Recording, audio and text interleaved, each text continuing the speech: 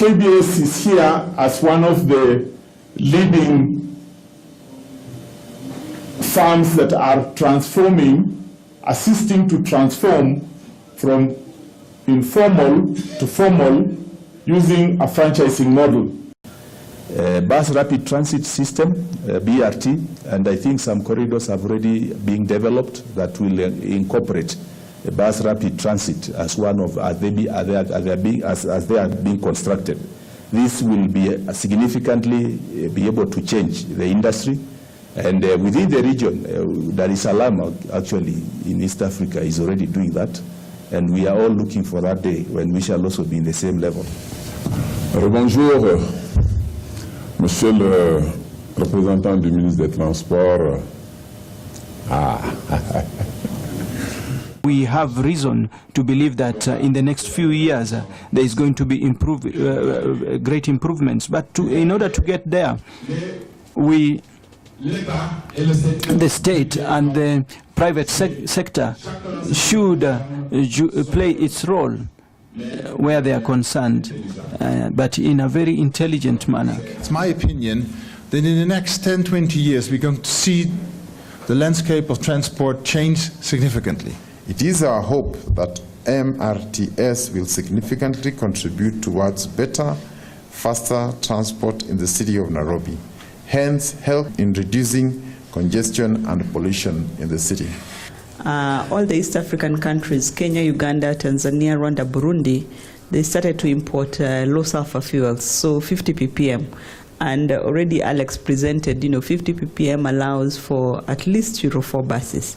So I think we have the clean fuels now that can be supported by cleaner buses. So that's a good progress. We are working with other African countries to, in fact, currently we're working with Western Africa through the ECOWAS and the Southern Africa to also see how they can move to cleaner fuels. Today we are proud to say that we have adopted, Councillor Musaji, we have adopted a climate change strategy, very important. And it's a climate change strategy that aims to really make sure that right down to the sectoral level, we are aligned. BRT system aims to improve the transport system and eliminate all typical causes of delays in the service. We are constructing the standard gauge railway, and we are trying to harmonize to see how the right rail transit will be able to work with the BRT. Once a bus has been built and completely constructed, there are some inspections and criteria for conformity. How do you check that the bus has been built as per this standard? Therefore, there is during inspection checks and final inspection checks. And the final inspection checks is where I will quickly look at. Once you have completed the bus and ready to go on the road, we have to test it again against another standard, which is KS 1515, Code of Practice for Inspection of Road Vehicles. That can be used for any complete vehicle, including buses as well. We believe that we shall be able to transform our transport system. We reduce the number of vehicles that are on the road, and therefore we contribute towards a sustainable transport that is soot-free. One of the things that BRT achieves in a place like Soweto, where it's a place for African people, it changes the way people become clean. Just the stations and the bus changes the mood of the people in the areas. The important thing is doing everything step by step. It's very, very essential. It's not something to do in one day altogether.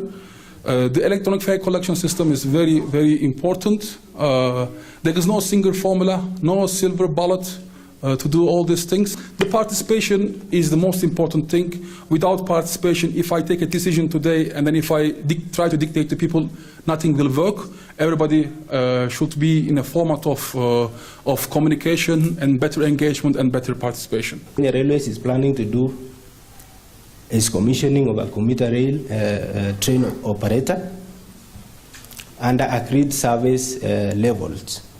Government's policy is very, very clear. Government says that it will invest into urban transport systems by providing the infrastructure, by providing a decentralized institutional and regulatory framework, by empowering the private sector to invest into buses and transport services provision, and integrating urban transportation within a strategic urban development framework. There are different roles that have been assigned in the policy for the different stakeholders. The role of the operators, the current public transport operators will be reorganized into business entities, which is the same thing I hear from other strategies from other countries, and be made to comply with government's regulation and provide higher quality services. There's a role for the financial institutions to finance the buses and service provisions by the operators. And in terms of regulations, which is a key issue in getting the informal sector on board. The purpose why we recognize that there is need for reformation. And this is what brought Lamata as an organization into being. Now, the initial focus, implementing agency for UIT, then now institutionalized as state public transport planning, franchising, and regulatory. That was our focus. We were looking at a first-class system of transportation in which Lamata can leverage upon and establish an efficient and proper system. What we are saying is that key for sustainable transformation process is to move point A closer to point B. It's about all stakeholders who need to contribute into this process. Yes, you need technocrats. Yes, you need politicians. Yes, you need operators. Yes, you need business leaders in the communities. You need the commuters who also need to buy into that new system. So it's an extremely complex, multi-stakeholder process. But when I was a young student, a young woman student, getting transport to and from university that would keep me as a young woman safe was challenging. Today, my sister is studying at the same institution that I studied at. And the fact that your Riavaya bus station stops right outside that university gives us as the family the comfort to know that our sister, when she walks out of university, goes to a well-lit station where she is secure and gets onto a bus and is able to arrive securely home. So what is key is really to come to the level of the members. That's what is very important. Come to the level of the members, ensure the members that you create a platform where they are able to see that there's another option different from the one they have, because what you know best is operating taxis. But then as a leader, you have to say, this is another option. Are you able to look at this Je m'appelle Oumar Diallo, je suis au conseil exécutif des transports urbains.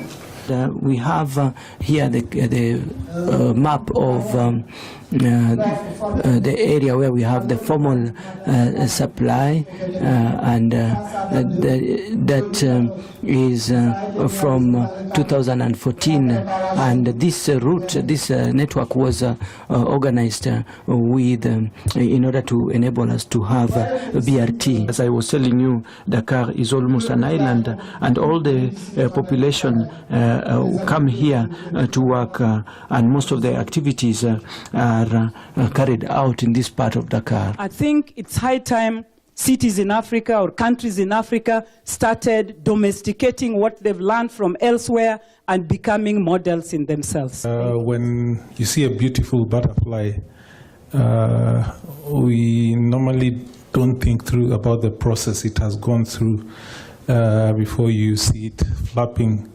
around. And I think where we are at is for a lot of us, we've seen our transport systems in their heydays. We've seen them deteriorate and become what they are, and we are not happy with what we are seeing, and we would like to see something different, something beautiful, something that will speak differently about our countries, our cities, and make them live. BRT is a good concept. Personally, I like it because I've traveled in most countries that have adopted it, that are implementing it. And it is the only way forward that this country can move if we have to be seen to deliver an effective, reliable, and affordable transport services in this country. The following are the workshop recommendations regarding soot-free and sustainable public transport. 1. provision of non-motorized transport facilities as a large number of African city dwellers walk. 2, develop and adopt cleaner vehicle standards while promoting regional harmonization of standards.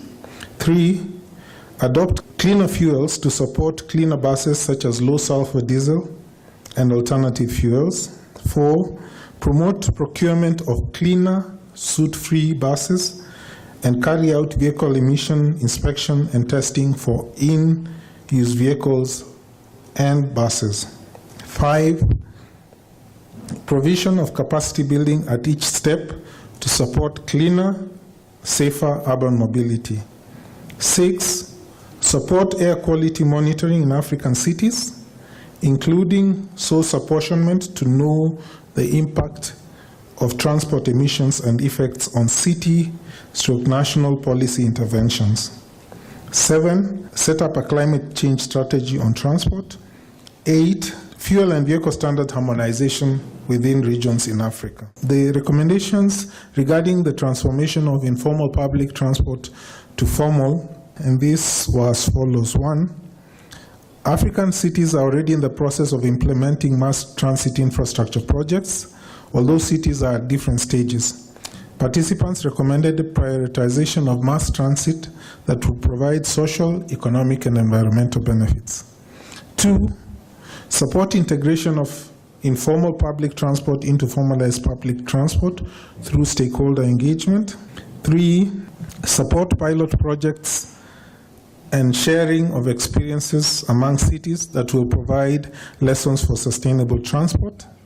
4, identify regional, national, and city champions for public transport, noting the importance of political will to hasten provision of efficient public transport in cities. 5, continuous public sensitization on socioeconomic benefits of public transport supported by research institutions. Everything that was said here, I would like to say on behalf of the executive committee, invite everyone, once they go back home, that you try to implement the resolutions. And it is only by implementing the resolutions that UITP can continue to help the operators, the government, to move forward. To the end of the workshop, thank you very much. For those of us who are going to Safari Park, I would urge you to come because you will not be disappointed, I can assure you.